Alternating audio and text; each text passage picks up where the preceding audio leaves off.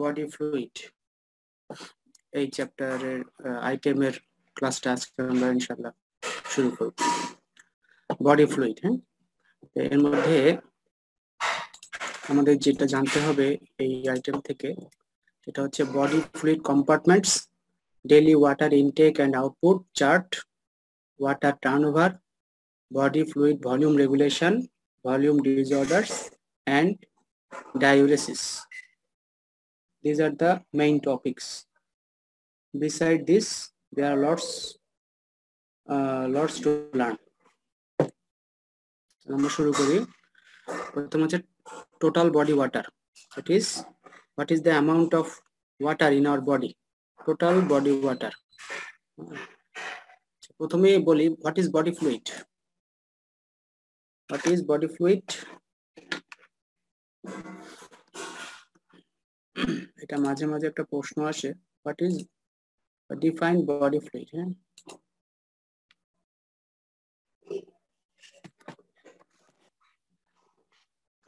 লিখে নাও, what is body fluid? অ্যান্সারটা কি? the fluid in our body with its dissolved constituents is called body fluid. Fluid এবং এর মধ্যে যেসব জিনিসপত্র দ্রবীভূত থাকে, যেমন প্লাজমা, প্রোটিন, গ্লুকোজ, তারপরে তোমার ইলেকট্রোলাইটস, বিভিন্ন জিনিস থাকে, সেগুলো সবকিছু মিলে বডি ফ্লুইড বলে। এবং total body water, what is the amount of total body water? It depends on age, sex and body weight. যেমন ইনফ্যান্ট এবং children 75 to 80% of their body হচ্ছে তোমার ওয়েট ইজ ওয়াটার। একটা বাচ্চার ওজন যদি 10 কেজি হয় তাহলে তার 7.5 থেকে 8 কেজি হচ্ছে তোমার বডি ফ্লুইড। অ্যাডাল্ট মেলে 60%। দ্যাট ইজ একটা পুরুষের ওজন যদি 70 কেজি হয় তাহলে তার বডির 60%, দ্যাট ইজ 42 লিটার হচ্ছে তার ফ্লুইড। আর অ্যাডাল্ট ফিমেলের 55% of her body weight is fluid বা ওয়াটার। এই 5% লেস কেন? Due to presence of fat. যেহেতু আমরা জানি যে ফিমেলে এক্সট্রা ফ্যাট থাকে, underneath the skin extra fat থাকে। এটা একই রকম ইকুইভ্যালেন্ট ওয়েটের তোমার মেল এবং ফিমেল, তাদের দুজনে যদি একই রকম হয় তারপরও তাদের ফ্যাট কন্টেন্ট ফিমেলে 5% বেশি থাকে। এটা আমরা আগেও দেখেছি, ঠিক আছে। নেক্সট, টোটাল বডি ফ্লুইড কম্পার্টমেন্টকে আমরা মূলত দুইটা ভাগে ভাগ করি। একটা হচ্ছে intracellular fluid, that is fluid inside the cell, and fluid outside the cell is called extracellular fluid. The fluid which is situated inside the cell, there are trillions of cells in our body. Inside the cell, the amount of fluid is called intracellular fluid. Intra means within. And extracellular means outside the cell. Extracellular means outside the cell. The extracellular fluid, but is outside the cell কে আবার তিন ভাগে ভাগ করেছে। একটা হচ্ছে plasma, একটা হচ্ছে আদার fluid, আর হচ্ছে ইন্টারস্টিশিয়াল। ইন্টারস্টিশিয়াল মানে কি? দুইটা সেলের মাঝখানে যে ফ্লুইড সেটাকে আমরা বলতেছি ইন্টারস্টিশিয়াল বা ইন্টারসেলুলার। ধরো তোমার আমাদের তো বিভিন্ন সেল আছে, ধরো একটা সেল, এই একটা সেল, এই একটা সেল, এই বিভিন্ন সেল থাকে, তাই না? এই সেলগুলোর মাঝখানে আবার কিছু ফ্লুইড থাকে। এই যে ফ্লুইডগুলো, এই ফ্লুইডগুলোকে আমরা বলতেছি ইন্টারসেলুলার ফ্লুইড, অথবা এটা আরেকটা নাম হচ্ছে ইন্টারস্টিশিয়াল ফ্লুইড, একই জিনিস, ঠিক আছে।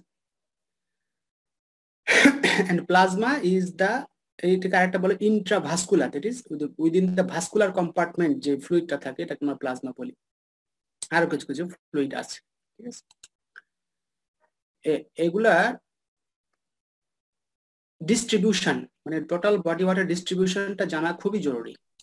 ডিস্ট্রিবিউশন মানে কোথায় কোথায় আছে বডি ফ্লুইডটা, কোথায় কোথায় আছে।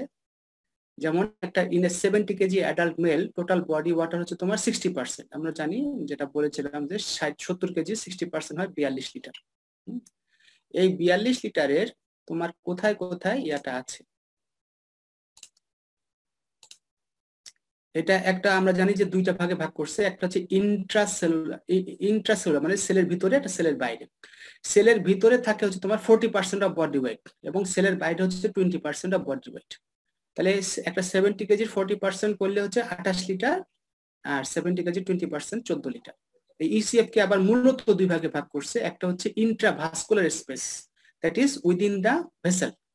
উইদিন দা ভেসেল থাকে 5% অফ বডি ওয়েট 3.5 লিটার, এবং ইন্টারস্টিশিয়াল, আইএসএফ বলতে ইন্টারস্টিশিয়াল ফ্লুইড বা ইন্টারসেলুলার ফ্লুইড। ইন্টারসেলুলার ফ্লুইড হচ্ছে তোমার 15% অফ বডি ওয়েট বা 10.5 লিটার। এই ডিস্ট্রিবিউশন গুলা খুব জানতে হবে এবং কত পার্সেন্ট এটা জানতে হবে। হ্যাঁ, কত পার্সেন্ট জানতে হবে। আরেকটা ভাবে জানা যায় যে ইসিএফ এর তোমার 75% হচ্ছে তোমার আইএসএফ আর 25% প্লাজমা। এগুলো জানতে হবে কারণ এটা অঙ্ক আসে। হ্যাঁ, এটা অঙ্ক আসে, যেমন পরীক্ষা আসে distribute body water in a 70 KG adult male. এটা আবার ঘুরায় দেয়, distribute body water in a 80 KG adult female, এরকম দিতে পারে। হ্যাঁ, সাধারণত মেল অথবা ফিমেল, অ্যাডাল্ট মেল অথবা ফিমেল দেয়, তবে ওজন ঘুরায় দিতে পারে। ওজন যদি ঘুরায় দেয় তখন তোমাকে এই জিনিসগুলো দেখে জেনে মানে ধরো তোমার 80 কেজি দিল বা 100 কেজি দিল ধরো, তাহলে তোমার এই 60% 60 কেজি হচ্ছে তার পানি হবে, 60 লিটার পানি হবে। তার আবার 40 বডি ওয়েটের 40% দ্যাট ইজ 40 কেজি হবে, 40 লিটার হবে আইসিএফ। তারপর তোমার 20% 20 লিটার হবে ইসিএফ। হ্যাঁ, সেটার 75% আবার হবে হচ্ছে তোমার আইএসএফ। ইসিএফ এর 75%, আবার ইসিএফ এর 25% হবে প্লাজমা। এটা 5% বডি ওয়েট, কিন্তু ইসিএফ এর 25%। Plasma is 5% of body wait, that is একটা মানুষের ওজন যদি 100 কেজি হয় তাহলে 5 কেজি হচ্ছে প্লাজমা, 5 লিটার হচ্ছে প্লাজমা। কিন্তু তার ইসিএফ এর কিন্তু 25%। এই দুইটা একটু মাথায় রাখতে হবে। হ্যাঁ, এই দুইটা মাথায় রেখে অঙ্কটা মানে সূত্রটা জানতে হবে, অঙ্কটা যেভাবে ভাবে আসতে পারে। তো ট্রান্সসেলুলার ফ্লুইড কাকে বলে? ট্রান্সসেলুলার ফ্লুইড খুবই ইম্পর্টেন্ট, এটা শর্ট নোটও আসে। ট্রান্সসেলুলার ফ্লুইড, ট্রান্সসেলুলার ফ্লুইড, ঠিক আছে। ট্রান্সসেলুলার fluid, transcellular fluid is a part of ECF formed by secretory activity of cells. হ্যাঁ, secretory activity of cells, এটা সাধারণত মানে ট্রান্সসেলুলার, ট্রান্স মানে কি, মানে তোমার সেল ভেদ করে যেটা যায় সেটাকে ট্রান্সসেলুলার বলে, বা সেলের ভিতর দিয়ে যেটা বের হয়। ধরো তোমার এই যে ভেসেল আছে, ধরো এটা this is A blood vessel, this is A blood vessel. হ্যাঁ, বারবার ঢোকার জন্য ইন্টারাপ্টেড করে বারবার। So this is a blood vessel. Say this is a blood vessel. The blood vessel. আমরা জানি প্রতিটা জিনিসের একটা লাইনিং এপিথেলিয়াম থাকে, তো এটারও একটা এপিথেলিয়াম আছে, তাই না? এটার এপিথেলিয়াম আছে, নিউক্লিয়াস, এটার এপিথেলিয়াম আছে।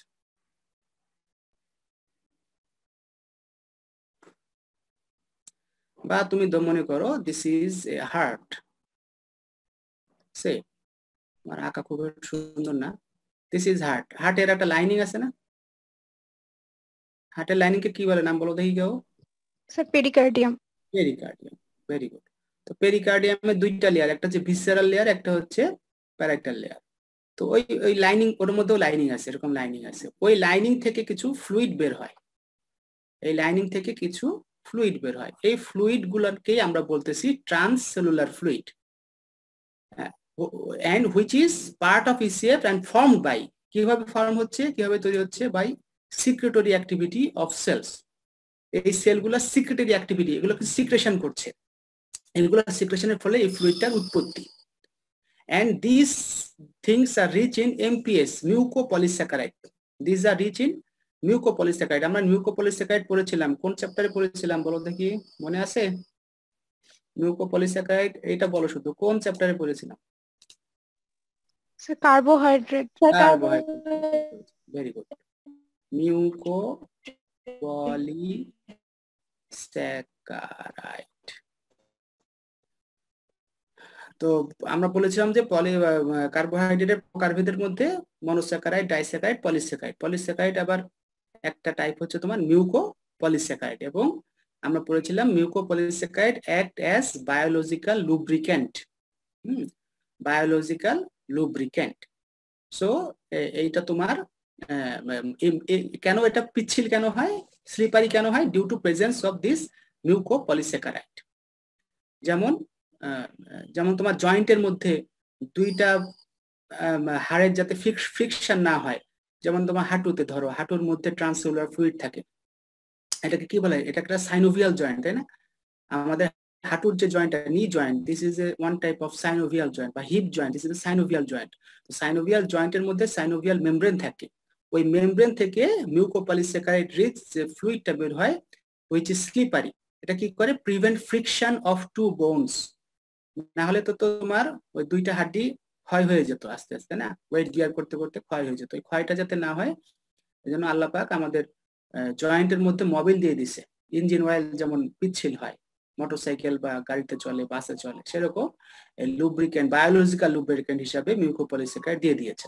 ঠিক আছে, এটা শর্ট নোট আসবে, এবং এটা উদাহরণগুলো কিন্তু পরীক্ষা খুব জানতে চাই। হ্যাঁ, যেমন cerebrospinal fluid, synovial fluid, peritoneal fluid, পেটের মধ্যে থাকে, pleural fluid, lungs between the two layer of pleura, pericardial fluid, intraocular fluid, চোখের ভিতরে যে ফ্লুইডটা থাকে এটাকে আমরা বলি ইন্ট্রাঅকুলার ফ্লুইড, এই চোখের ভিতরে যে ফ্লুইড। তারপরে যে সাইনোভিয়াল জয়েন্ট, এর মধ্যে যে fluid, this are all types of transcellular fluid. And then what are the functions of body water? Maintenance of metabolic integrity. Metabolism হতে রিয়াকশন লাগে, রিয়াকশন কোনো সময় তোমার ড্রাই জিনিসে হয় না, এটাকে সলিউবল হতে হয়। তো এই মেটাবলিক ইন্টিগ্রিটি রক্ষা করার জন্য ওয়াটার লাগে।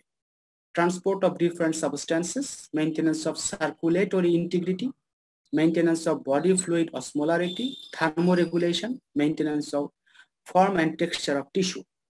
বিভিন্ন সেলের যে ফর্ম, মানে যে একটা শেপ, এটা মেনটেন করার জন্য এই বডি ওয়াটারের প্রয়োজন হয়। ঠিক আছে, আচ্ছা, তাহলে আমরা একটু পার্সেন্টেজ নিয়ে আসি। হ্যাঁ, প্রিন্ট স্ক্রিন।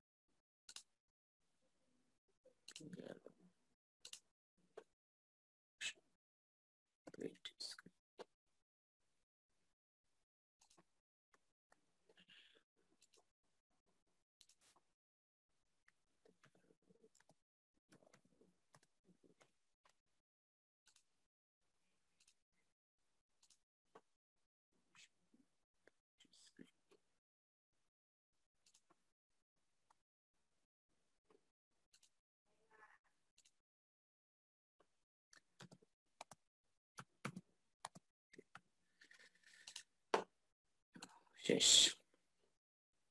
তাহলে আমরা আবার শুরু করি। আমাদের নেক্সট টপিক যেটা, সেটা হচ্ছে এই যে বডি ফ্লুইড নিয়ে এত কথা বললাম, এই বডি ফ্লুইডটা আমরা মাপতে পারি। হ্যাঁ, বিভিন্ন বডি ফ্লুইড, ধরো তোমার ব্লাড কতটুকু আছে, প্লাজমা কতটুকু আছে, সেলের ভিতরে ফ্লুইড কতটুকু আছে, this are all can be measured. These are all can be measured. And how we can measure these fluids? The technique of this measurement is called indicator dilution principle. Indicator dilution principle. এখানে কি বলেছে? The volume of a fluid compartment can be measured by placing a substance in the compartment, allowing it to disperse evenly throughout the compartment fluid, and then analyzing the extent to which the substance has become diluted. এটার মানেটা কি দাঁড়ালো, যে আমরা কিভাবে মাপবো, place করব, মানে substance, এই সাবস্ট্যান্সের নাম হচ্ছে ইন্ডিকেটর। এই ইন্ডিকেটর মানে হচ্ছে একটা ডাই, একটা রং, একটা রং আমরা বডি ফ্লুইডে ঢুকাই দিব, এবং এই রংটা এমন হবে যে এই রংটা বডি মেটাবলাইজ করবে না, বডি এই ডাইটাকে, এই ইন্ডিকেটরকে মেটাবলাইজ করবে না, তার মানে এইটা ধ্বংস হবে না আর কি, ঠিক আছে, বডির ভিতরে এটা নষ্ট হয়ে যাবে না, যে যতটুকু তুমি ঢুকাইছো ততটুকুই বডির মধ্যে রয়ে যাবে। তুমি যদি 1 মিলিগ্রাম ঢুকাও তাহলে 1 মিলিগ্রামই বডির মধ্যে রয়ে যাবে। একটা জিনিস আছে কনজারভেশন অফ মাস, এই নীতির উপর ভিত্তি করে এটা করা হয়। তার মানে কি, তুমি 1 মিলিগ্রাম ডাই, সে ইভান্স ব্লু বলে একটা ডাই আছে, ইভান্স ব্লু তুমি 1 ml বডির মধ্যে ঢুকাইছো, এখন ইভান্স ব্লু বডি মেটাবলাইজ করতে পারে না, তাহলে 1 মিলিগ্রাম বডির মধ্যে রয়ে যাবে। এখন আমরা ইভান্স ব্লু ইনজেকশন দেওয়ার পরে, একটা ইনজেকশন সিরিঞ্জ দিয়ে ইনজেকশন দিতে হয়, ইনজেকশন দেওয়ার পরে আমরা কি করব, ওইটা কিছু সময় দিব যাতে ইভান্স ব্লু সারা বডিতে ছড়ায় যায়, ডিসপার্স হয়ে যায়, ঠিক আছে। এরপরে আমরা ধরো সে 5 মিনিট পরে সারা বডিতে যখন ইভান্স ব্লু ছড়ায় গেল, তখন আমরা ওই পেশেন্টের বা ওই সাবজেক্টের আবার একটুখানি ব্লাড নিব। ব্লাড নেওয়ার পরে আমরা মাপবো যে ওই কতটুকু ইভান্স ব্লু, ওই সে আমি 5 ml ব্লাড নিয়েছি, 5 ml ব্লাডের মধ্যে কতটুকু ইভান্স ব্লু দিয়েছে। এবারে আমরা অঙ্ক করলে আমরা পেয়ে যাব যে কতটুকু ইভান্স ব্লু ছিল এবং কতটুকু মাস আছে। যেমন পরের ইয়াটা দেখো,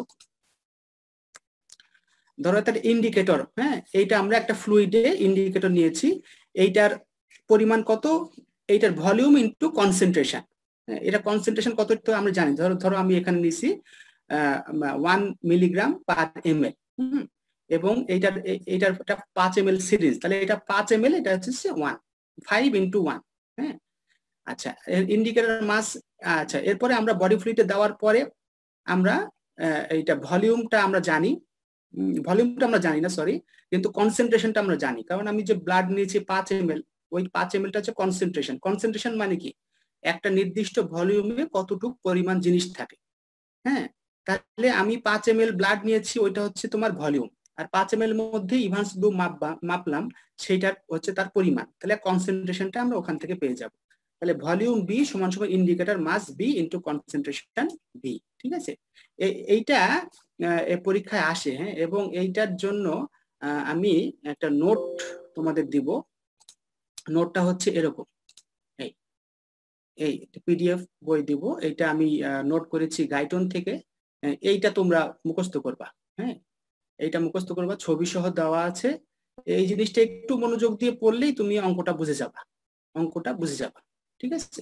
এইটা মুখস্থ করবা, এবং মুখস্থ করার সময় যখন বারবার পড়বে তখন এটা খুব সহজ, একটু মনোযোগ দিয়ে পড়লে এটা বুঝে যাবে। এটা হচ্ছে তোমার বডিতে তোমার একটা ইনজেকশন দেওয়া হয়, এই যে ইনজেকশন দেওয়া হয়, ইনজেকশনের মধ্যে ডাই থাকে, এই ডাইটা দেওয়ার পরে তোমার কিছু সময় দেওয়া হয় যাতে ওই ডাইটা বডিতে ছড়ায় যায়। এবার কিছুক্ষণ পরে আবার ব্লাড নেওয়া হয়, ব্লাড নেওয়ার পরে তোমার আবার ওই ব্লাডের মধ্যে কতটুকু ওই ডাইটা আছে ওটা মেজার করা হয়, আর কতটুকু ব্লাড নিচ্ছে ওটা মেজার করা হয়। এবার অঙ্ক করার পরে এই ভলিউম বি সমান সমান ভলিউম এ, দ্যাট ইজ এটা হচ্ছে ভলিউম এ ইনটু কনসেন্ট্রেশন, এটাও আমাদের জানা, কনসেন্ট্রেশন বি। ভলিউম এ কত, তোমার কতটুকু কতটুকু তুমি দিয়েছো, মানে কত ভলিউমের মধ্যে ডাইটা গুলাইছিলা। ধরো তোমার 5 মিলিগ্রাম পার 5 ml, এরকম একটা। কনসেন্ট্রেশনটা হচ্ছে তোমার এরকম। এরপর তোমার কনসেন্ট্রেশন বি হচ্ছে তোমার পরে যখন ব্লাড আমি নিলাম 5 মিনিট পরে, ডাইটা ছড়িয়ে যাওয়ার পরে আমি যখন ব্লাড নিলাম তখন সেটা কনসেন্ট্রেশন কত, এটা আবার ল্যাবরেটরিতে মাপতে হবে। মাপার পরে আমি ভলিউম বিটা আমি অঙ্ক করলে বেরিয়ে যাবো। এরপরে উদাহরণটা দেওয়া আছে, এই উদাহরণটা পড়লে তোমরা এটা বুঝতে পারবা, ঠিক আছে। এবং এইখানে আরেকটা চার্ট আছে যে substances used for measuring different body fluid compartments, মানে কোন ডাই দিয়ে কোন কম্পার্টমেন্ট মাপা হয়। যেমন রেডিও অ্যাক্টিভ ওয়াটার দিয়ে টোটাল বডি ওয়াটার মাপা হয়, হেভি ওয়াটার দিয়ে টোটাল বডি ওয়াটার মাপা হয়। প্লাজমা ভলিউম জানার জন্য 125 I অ্যালবুমিন, এটা একটা আইসোটোপ, ইভান্স ব্লু দিয়ে মাপা যায়। হ্যাঁ, তারপর ইসিএফ মাপার জন্য radio active sodium, radio active chloride, radio active iothalamate, thiosulphate ion, inulin. Blood volume মাপার জন্য 51 ক্রোমিয়াম, এরকম মাপ হয়। এবং আইসিএফ মাপার জন্য এটা অঙ্ক করা হয়, এবং ইন্টারস্টিশিয়াল ফ্লুইড মাপার জন্য এই অঙ্ক করা হয়। এই যে চার্টটা, এই টোটাল যে 1 পৃষ্ঠা, হ্যাঁ, এটা একটা 1 পৃষ্ঠার একটা নোট আছে আমার, এই টোটাল 1 পৃষ্ঠাটা মুখস্থ করবা, এইটা রিটেনের জন্য। হ্যাঁ, এবং এইটা তোমার রিটেনেও আসে এবং এমসিকিউ তে আসে। হ্যাঁ, যে ধরো ECF, what are the substances that are used to measure ECF. এখান থেকে 2টা দিল, এখান থেকে 3টা দিল, যে এখান থেকে 2টা দিবে সেই 2টা ট্রু হবে, এখান থেকে 3টা দিলে 3টা ফলস হবে, এরকম হবে, বুঝছো? তাহলে এই নোটটা আমি গ্রুপে পিডিএফ ফাইলটা দিয়ে দেবো, এটা তোমরা ডাউনলোড করে এটা প্রিন্ট করে এবিসির মধ্যে লাগায় রাখবা, আর আপাতত প্রিন্ট করে নিবা, সেটা বেটার হবে। হ্যাঁ, প্রিন্ট করে পড়তে ভালো লাগে, মোবাইল থেকে পড়লে এটা সবকিছুর একটা ভিজুয়াল ইফেক্ট আছে, তাই না? যখন পড়া হয় একটা জিনিস, যখন মেমোরাইজ করা হয়, তখন আমরা কি করি, আমরা রিকমেন্ড করি কি যে একটু জোরে জোরে পড়তে। জোরে জোরে পড়লে একটা অডিটরি ইফেক্ট পড়ে মস্তিষ্কের মধ্যে। এরপরে যখন আমরা দেখি জিনিসটা, তখন কিন্তু একটা ভিজুয়াল ইফেক্ট পড়ে। তুমি একটা বই পড়তেছো আর মোবাইল দেখতেছো, এই দুটার মধ্যে কিন্তু অনেক তফাৎ আছে। কারণ মোবাইলের একটা স্ক্রিন, কিন্তু বইয়ের মধ্যে পাতা অনেকগুলা। তো তোমার একটা ইফেক্ট পড়ে যায় যে আমি এই বইটার ঠিক মাঝখানের দিকে ওই জিনিসটা আছে, ডান পাশের পৃষ্ঠার উপর দিকে ওই জিনিসটা আছে, একটা ইফেক্ট কিন্তু বডিতে রয়ে যায়, আমাদের মস্তিষ্কের মধ্যে রয়ে যায়। এই জন্য যদিও মোবাইল থেকেও করা যায় অল্টারনেটিভলি, কিন্তু আইডিয়াল হচ্ছে, আদর্শ হচ্ছে, it should be printed and it should be attached the book which is repeatedly read. ঠিক আছে? সো আই হোপ এটা তোমরা ডাউনলোড করে প্রিন্ট করে লাগায় রাখবা, এবং এটা আমি দিয়ে দেবো ইনশাল্লাহ ক্লাসের পরে। ঠিক আছে? এবং এখান থেকে প্রশ্ন আসবে। ঠিক আছে, তাহলে আমরা আগাই। Ionic composition of ECF and ICF, মানে এক্সট্রাসেলুলার ফ্লুইড এবং ইন্ট্রাসেলুলার ফ্লুইডের কি কি আয়ন। আয়ন হচ্ছে তোমার চার্জড পার্টিকেল, কি কি আয়ন, সাথে পজিটিভ চার্জ বা নেগেটিভ চার্জ আয়ন আছে সেগুলা। মেজর ক্যাটায়নস অফ ইসিএফ, এটা sodium 135 to 145, potassium 3.5 to 5, calcium 2.5, magnesium 3। আর মেজর অ্যানায়নসের মধ্যে chloride 98 to 107, bicarbonate 22 to 28, phosphate 1 to 3, sulphate 1। Major cations of ICF মানে intracellular fluid, potassium 150, sodium 10, magnesium 40। Major অ্যানায়নসের মধ্যে phosphate 140, protein 40, bicarbonate 10, others 10, all in millimole per litre. এই চারটা টোটো মুখস্থ করবা। ঠিক আছে, এই চারটা টোটো মুখস্থ করবা। এই টোটো মুখস্থ করার জন্য কি করতে হবে, এইটা সুন্দর করে লিখবা, লেখার পরে এইটা টেবিলে যেখানে পড়ো সেখানে সামনে টাঙায় রাখবা। প্রতিদিন যখন পড়তে বসবা একবার করে ওটা দেখবা, তাহলে মনের মধ্যে একদম গেঁথে যাবে। এই জিনিসটা তোমার সারা জীবন লাগবে, এখন লাগবে, ফার্স্ট ইয়ার সেকেন্ড ইয়ার সব সময় লাগবে, প্রফের সময় লাগবে, ফাইনাল প্রফের সময় লাগবে, পরে যখন পোস্ট গ্রাজুয়েশন করবা সেখানে লাগবে।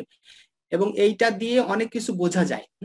যেমন একটা ইম্পর্টেন্ট জিনিস হচ্ছে তোমার এই সেলের ভিতরে সোডিয়াম বেশি থাকে না পটাশিয়াম বেশি থাকে? সোডিয়াম বেশি থাকে সেলের বাইরে, আর সেলের ভিতরে পটাশিয়াম বেশি থাকে নাকি সোডিয়াম বেশি থাকে? পটাশিয়াম বেশি থাকে। এটা খুবই ইম্পর্টেন্ট, এটা পরবর্তীতে আমরা যখন অ্যাসিড বেস ব্যালেন্স দেখবো তখন দেখবা এই জিনিসটা, কনসেপ্টটা আসবে। তো এই যে চার্টটা, এই চার্টটা খুব সুন্দর করে টোটো মুখস্থ করা লাগবে। হ্যাঁ, এবং এটা পরীক্ষাতেও আসবে, সারা জীবন লাগবে, বিভিন্ন জিনিস বুঝতেও লাগবে। ঠিক আছে? প্লাজমা অসমোলারিটি কি জিনিস? Plasma, normal plasma osmolarity of osmotic pressure is equal to 280 to 300 milliosmole, 280 to 300 milliosmole per litre. এবং এটা আমরা ফার্স্ট চ্যাপ্টারেও দেখেছি যে এই অসমোটিক প্রেসার এক্সার্ট করার জন্য সোডিয়াম ক্লোরাইড 92% দায়ী এবং বাকিরা 8% দায়ী। Osmotic pressure exerted by plasma protein or albumin is only 0.5%. As albumin is colloidal, osmotic pressure exerted by it is called colloidal osmotic pressure. Then what is colloidal osmotic pressure? The osmotic pressure which is exerted by plasma protein bracket albumin is called colloidal osmotic pressure. কেন এটাকে plasma protein osmotic pressure না বলে colloidal osmotic pressure বলতেছে, কারণ albumin হচ্ছে তোমার colloidal substance. কলয়েডের কথা মনে আছে তো, না? যে particle size of which is 1 to 100 nanometre is called colloid, আর একের কম হলে এটাকে বলে ক্রিস্টালয়েড। এটা আমরা পড়েছি প্রথম চ্যাপ্টারে। তো যেহেতু albumin is colloid in nature, so এটাকে কলয়েডাল অসমোটিক প্রেসার বলা হয়, এটাকে অ্যালবুমিন অসমোটিক প্রেসার বা প্লাজমা প্রোটিন অসমোটিক প্রেসার বলা হয় না, মনে থাকবে। তো এইটাকে আমরা বলতেছি কলয়েডাল অসমোটিক প্রেসার। এখন এটার ইফেক্ট কি? এইটা আমরা ফার্স্ট চ্যাপ্টারে দেখেছি যে আইসোটোনিক ফ্লুইডের মধ্যে সেলের সাইজ শেপ মেইনটেইন থাকে, কিন্তু যদি হাইপোটোনিক ফ্লুইড হয় তাহলে ফ্লুইডের ধর্ম হচ্ছে তোমার সবসময়, যদি দুইটা ফ্লুইড একটা সেমি পারমিয়াবল মেমব্রেন দিয়ে পৃথক থাকে, তাহলে ধর্ম হচ্ছে সবসময় দুই পাশের মধ্যে সেমি পারমিয়াবল মেমব্রেনের দুই পাশে তোমার ঘনত্ব মেইনটেইন করা, একই ঘনত্ব রাখা। সো যদি আইসোটোনিক হয়, দ্যাট ইজ সেলের ভিতরে এবং বাইরে একই রকম ফ্লুইড থাকে, তাহলে এই সেল মেমব্রেনটা কাজ করে অ্যাজ সেমি পারমিয়াবল মেমব্রেন।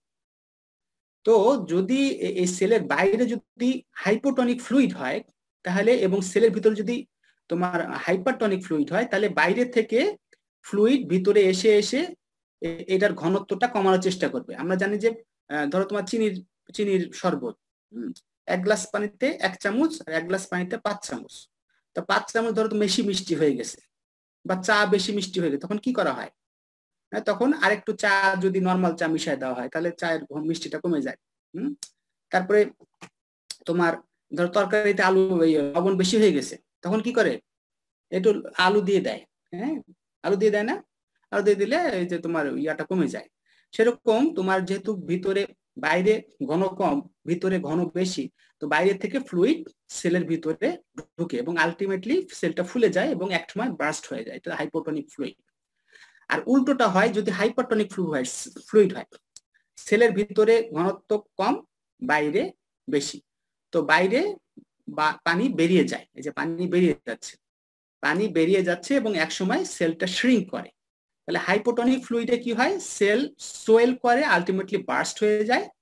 আর হাইপারটনিক ফ্লুইডের মধ্যে কোনো জিনিস যদি দেওয়া হয় তাহলে এটা আস্তে আস্তে শ্রিঙ্ক করে, চুপসায় যায়, হ্যাঁ, আস্তে আস্তে চুপসায় যায়।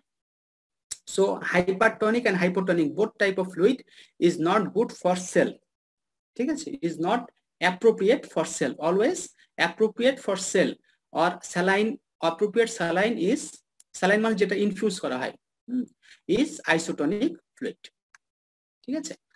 যদি when colloidal osmotic pressure increase, when colloidal osmotic pressure of plasma যদি বেড়ে যায়, তখন কি হয়? Water from extravascular space moves into the intravascular space to expand the blood volume. আর যখন colloidal osmotic pressure of plasma কমে যায়, তখন water goes out of the blood vessel and accumulate in the interstitial space to develop edema, edema হয়ে যায়। হ্যাঁ, ধরো একটা মানুষের লিভার ডিজিজ আছে, liver cirrhosis, liver disease, liver damage হয়ে গেছে। লিভারের একটা মূল কাজ হচ্ছে তোমার প্লাজমা প্রোটিন তৈরি করা। তো প্লাজমা প্রোটিন যদি তৈরি করতে না পারে তাহলে তার আস্তে আস্তে ওই মানুষটার প্লাজমা অসমোটিক প্রেসার কমে যায়। কমে গেলে তোমার সেলের ভিতর থেকে ফ্লুইড আস্তে আস্তে সেলের বাইরে এসে ইন্টারস্টিশিয়াল স্পেসে জমা হয় এবং আলটিমেটলি এরকম পাটা ফুলে যায়। এটাকে আমরা বলতেছি ইডিমা, ঠিক আছে, ইডিমা। আচ্ছা, plasma or extracellular fluid osmolarity in clinical practice, এটা কি বলছে একটু মনোযোগ দিয়ে দেখো। Intercellular fluid and extracellular fluid osmotic equilibrium is highly desirable, সবসময় ইকুইলিব্রিয়ামে থাকতে চাই। ICF osmolarity is unlikely to be deviated as long as ECF osmolarity is normal, যতক্ষণ পর্যন্ত সেলের বাইরে অসমোলারিটি নরমাল থাকবে, সেলের ভিতরে অসমোটিক ইকুইলিব্রিয়াম নষ্ট হওয়ার চান্স নাই। এবং কি বলছে পরবর্তী বুলেটে? Laboratory facility to measure plasma osmolarity is costly and not readily available. তাহলে আমরা যেটা দেখতেছি যে এই অসমোটিক প্রেসারটা মেইনটেইন করা, অসমোলারিটি বডি ঠিক আছে কিনা এটা মেজার করা দরকার, কিন্তু এই মেজার করার জন্য ল্যাবরেটরি ফ্যাসিলিটি খুব একটা নাই বা থাকলেও কস্টলি। হ্যাঁ, তার মানে তুমি ব্লাড নিয়ে তুমি ল্যাবরেটরিতে যাবা, যে বলবে আমার ব্লাডের অসমোলারিটি মেপে দেন, বা ডাক্তার সাহেব বলবে যে এই রোগীটার এই রোগীটা তো অসমোলারিটি আমার জানা দরকার, এটা রক্ত নাও, রক্ত নিয়ে অসমোলারিটি কত মাপো। এইটা এইটা যদি ল্যাবরেটরিতে সহজে মানে সরাসরি মাপতে যায় সেটা অনেক জায়গায় নাই, থাকলেও কস্টলি। এটা কস্টলি। সেজন্য কি হয়, so plasma osmolarity is calculated, এটা মেজার করা হয় না। মেজার মানে হচ্ছে মাপা। হ্যাঁ, ধরো তুমি তুমি একটা ল্যাবে গেলা, একটা ডায়াগনোসিস সেন্টারে গেলা, তুমি বলবা যে আমার ব্লাড সুগারটা মেপে দেন। তাহলে তুমি কি বলবা, এটা ইংরেজিতে কি বলবা, please measure my blood sugar, তাই বলবা না? মেজার মানে মাপা। হ্যাঁ, তো তোমাকে মেপে দিবে। কিন্তু কোনো কোনো যদি উপায় থাকে যে না, আমি ব্লাড সুগার না মেপে আমি একটা অঙ্ক করে ওই লোকের ব্লাড সুগারটা মেপে দিব, তার হাইট সেক্স এইসব মিলাই টিলাই আমি তার ব্লাড সুগার কত এটা মেপে দিব, সেটাকে আমরা কি বলবো, ক্যালকুলেশন। ক্যালকুলেশন। সো যেহেতু প্লাজমা অসমোলারিটি সহজে মেজার করা যায় না, এটাকে ক্যালকুলেশন করা যায়।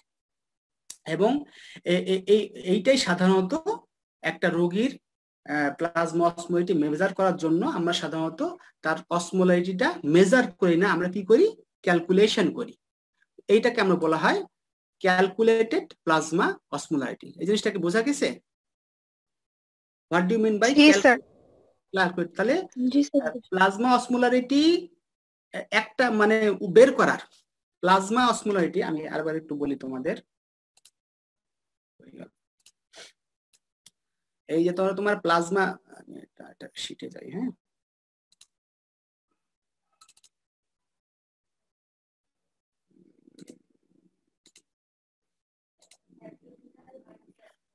আচ্ছা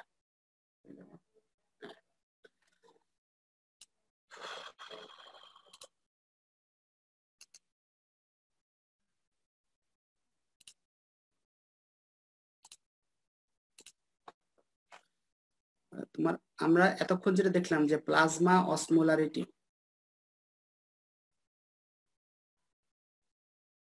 এটা প্রায়শই একজন ডাক্তার সাহেবের জানার দরকার হয়, প্রায়শই একজন ডাক্তার সাহেবের জানার দরকার হতে পারে। হ্যাঁ, তো এইটা জানার জন্য উপায় কি, একটা হচ্ছে রোগীর রক্ত নেওয়া, রক্ত নিয়ে মেজার করা, ডায়াগনোসিস সেন্টারে দিলা, দেওয়ার পরে তারা মেপে দিল। হ্যাঁ, আরেকটা কি করে, তারা সরাসরি না পেবে তারা ক্যালকুলেশন করে দিল, অঙ্ক করে বের করে দিল। তো এই যে মেজার, এটাকে বলা হয়, যদি সরাসরি মাপা হয় তাহলে এটাকে বলা হয় মেজার্ড প্লাজমা অসমোলারিটি। আর যদি অঙ্ক করে বের করে তাহলে এটা না, এটাকে বলবে ক্যালকুলেটেড প্লাজমা অসমোলারিটি। এইটা কস্টলি, আনঅ্যাভেলেবল, সব জায়গায় থাকে না। আর এইটা হচ্ছে ইজি। তাহলে কোন দিকে মানুষ যাবে, এইদিকে যাবে, ঠিক আছে? তো সাধারণত এইটা না করে ক্যালকুলেশন করা হয়, ল্যাবরেটরিতে ক্যালকুলেশন করা হয়, ঠিক আছে? তো আমার ক্লাসের সময় 40 সেকেন্ড আছে, তো আমরা এটা শেষ করে আবার আমি লিংক দিচ্ছি, ঠিক আছে? ওকে, আমি আবার লিংক দিচ্ছি।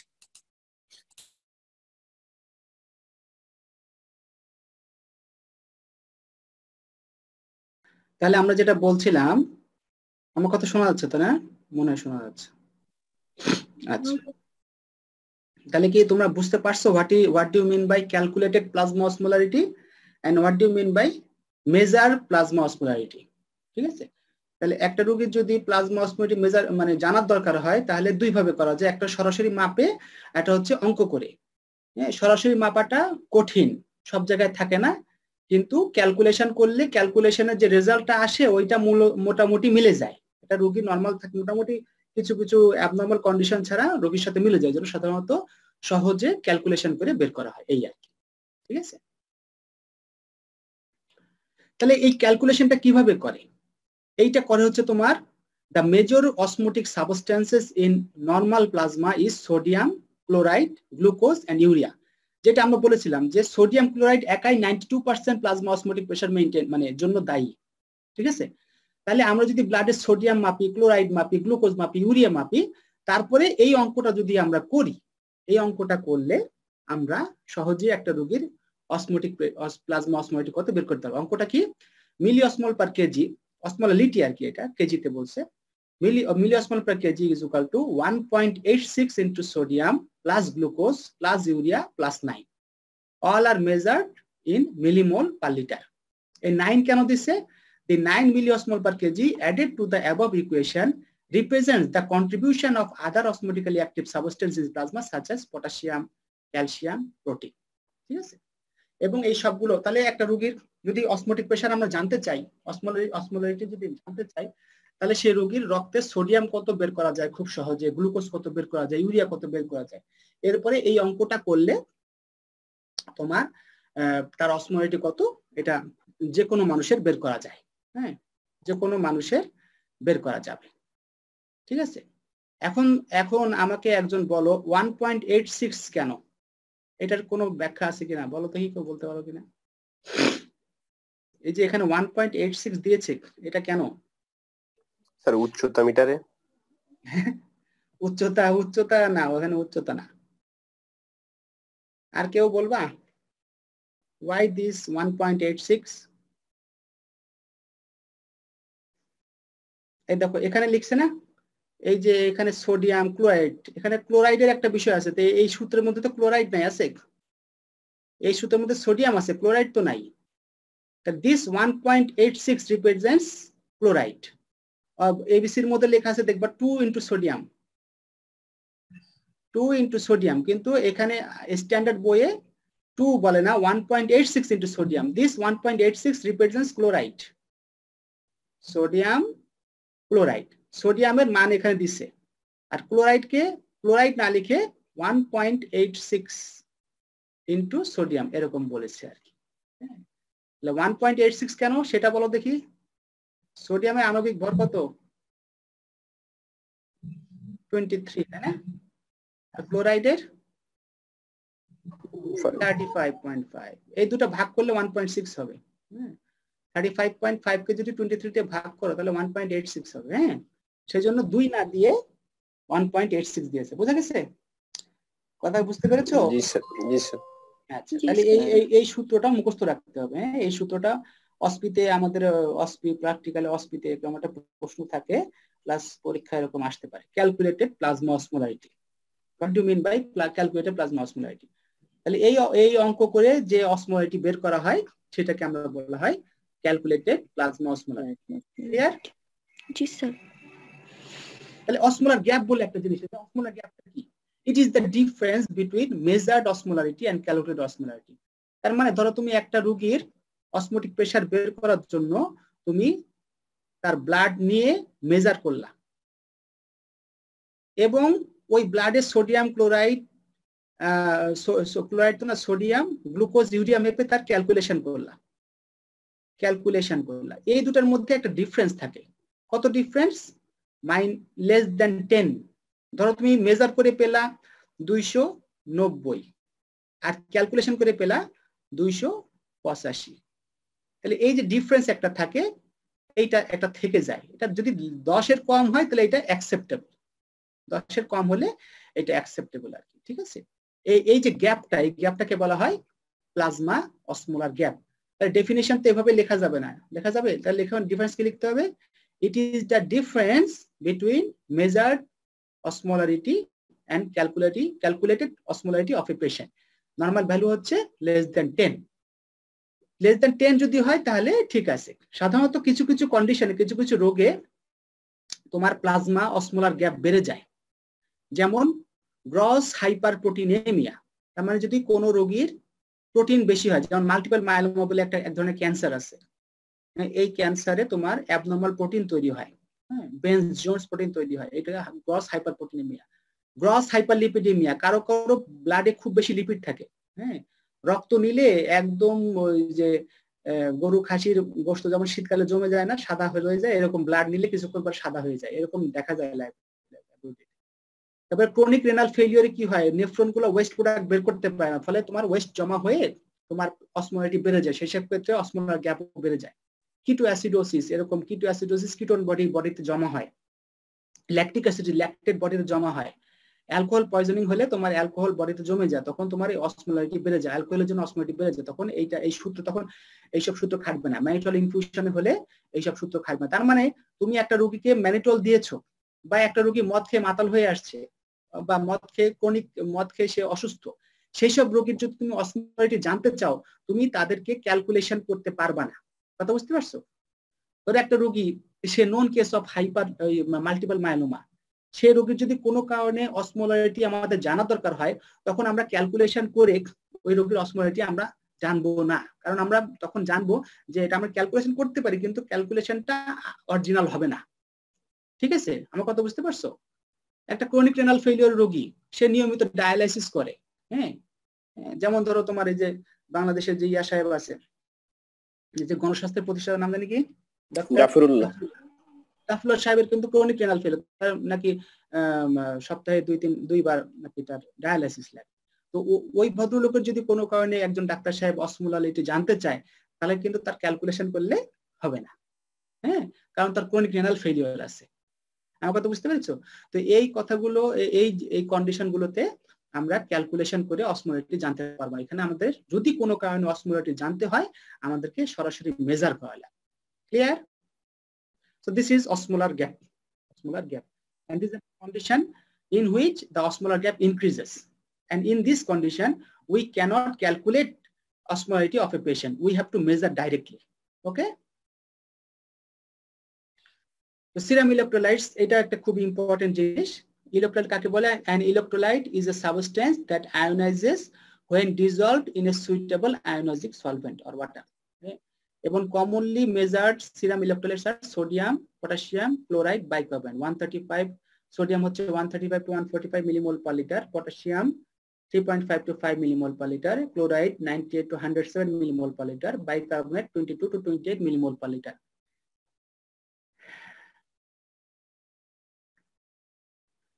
আচ্ছা, এই যে চারটা, এইটা একটা জিনিস যেটা টোটো মুখস্থ করা লাগবে। হ্যাঁ, এইটা টোটো মুখস্থ করা লাগবে, টোটো মুখস্থ।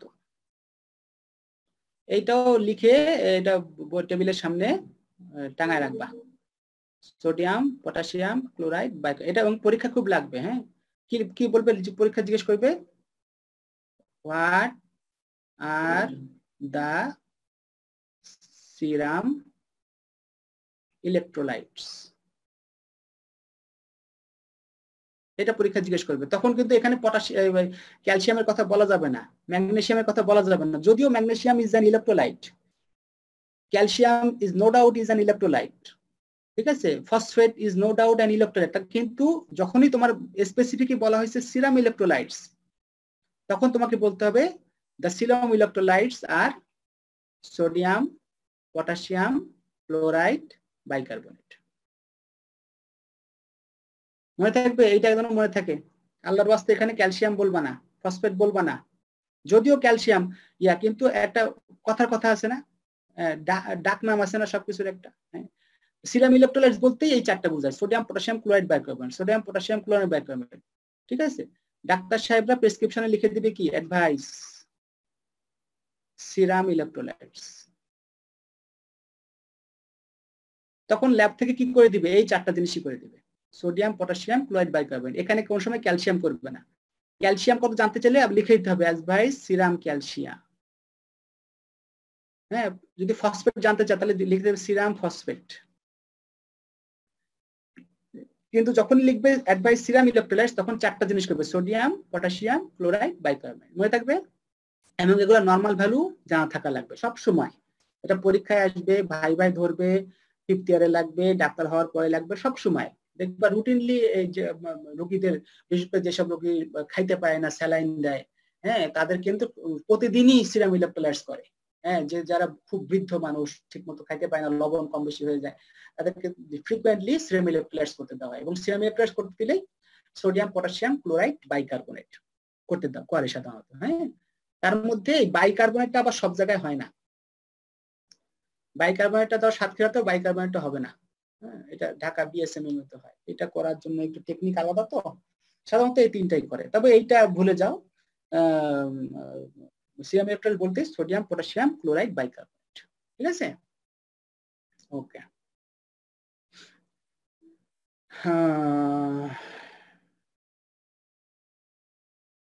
আচ্ছা, তাহলে this is all about electrolyte, ঠিক আছে। তাহলে আজকে এই পর্যন্ত থাক। হ্যাঁ, এই পরবর্তী চ্যাপ্টার জিনিস আমরা এই ফ্লুইড নিয়ে আলোচনা করব। হ্যাঁ, আজকে এই পর্যন্ত থাক। এই যেটুকু পড়াই দিচ্ছি এটা পড়বা ভালো করে, পড়ে রাখবা। ইনশাল্লাহ পরবর্তী ক্লাস হবে আগামী মঙ্গলবার, ইনশাল্লাহ মঙ্গলবার। আইটেম হ্যাঁ, আইটেম নিব, যারা আইটেম দিব তারা রয়ে যাও, বাকিরা বের হয়ে যাও, ঠিক আছে। আইটেম নিব। আচ্ছা, আমি আবার লিংক দিচ্ছি, যারা আইটেম দিব লিংক দিয়ে আবার ঢুকো। হ্যাঁ, ঠিক আছে, আল্লাহ হাফেজ। আসসালামু আলাইকুম স্যার।